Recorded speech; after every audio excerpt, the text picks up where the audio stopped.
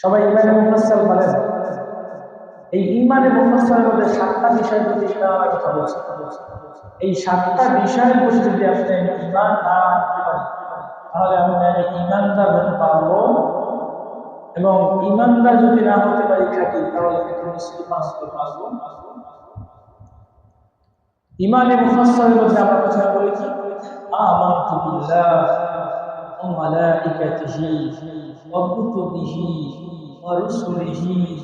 আমার সঙ্গে বলি ওয়াল ইয়াউমিল আখির ওয়াল কদরি খাইরিহি ওয়া শাররিহি মিনাল্লাহি তাআলা ওয়াল বা'সি বা'দা মাউত।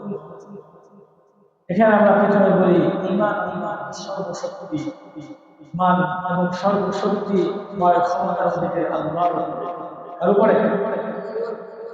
আমানতু বিল্লাহ ওয়া মালাইকাতিহি, এবং দ্বিতীয়তে যে বিষয়ের প্রতি আমরা ঈমান, সেটা হচ্ছে সমস্ত ফেরেশতাদের উপরে। ফেরেশতা বানিয়েছেন কে? কেউ ফেরেশতা দেখছেন? অদৃশ্যের প্রতি ঈমান, অদৃশ্যের প্রতি বিশ্বাস স্থাপন করা হচ্ছে ঈমান। আর ঈমান হচ্ছে কি? বিশ্বাস। ঈমান আরবি শব্দ, এর বাংলা অর্থ কি? বিশ্বাস।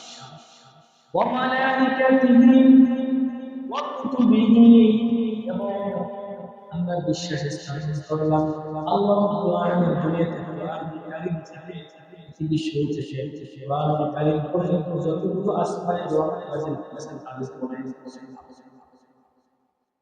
ওয়া রাসূলিহি, এবং সমস্ত রাসূলদের প্রতি বিশ্বাস স্থাপন করি, ওয়াল ইয়াউমিল আখির, এবং কিয়ামতের দিনে বিশ্বাস করি, ওয়াল কদরি খাইরিহি, আমাদের ভালো এবং মন্দের তাগিদে আমরা বিশ্বাস করি। ঠিক কিনা? যদি কেউ বলতেছি ওয়াল কদরি খাইরিহি ওয়া শাররিহি মিনাল্লাহি তাআলা ওয়াল বা'সি বা'দা মাউত, এবং ওয়া শাররিহি মিনাল্লাহি তাআলা ওয়াল বা'সি বা'দা মাউত, এবং আমরা যে মৃত্যুবরণ করব, মৃত্যুর পরে বা'দাল মাউত আবার আল্লাহ রাব্বুল আলামিন আমাদেরকে জীবিত করবেন, সেই বিষয়ে আমরা বিশ্বাস করি। এই যে একে একে 7টা বিষয়ের প্রতি বিশ্বাস করলাম।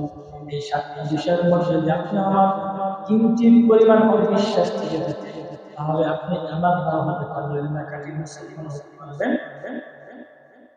এই 7টা বিষয়ের প্রতি ঈমান একেবারে নির্দ্বিধায়, একটা কথা আছে না, বিনা ক্লাসে, বিনা আমার বিশ্বাস স্থাপন করতে হবে। যদি বিশ্বাস স্থাপন না করতে পারি, তাহলে আমি ঈমানদার হতে পারলাম। তো যে কথা বলতেছিলাম,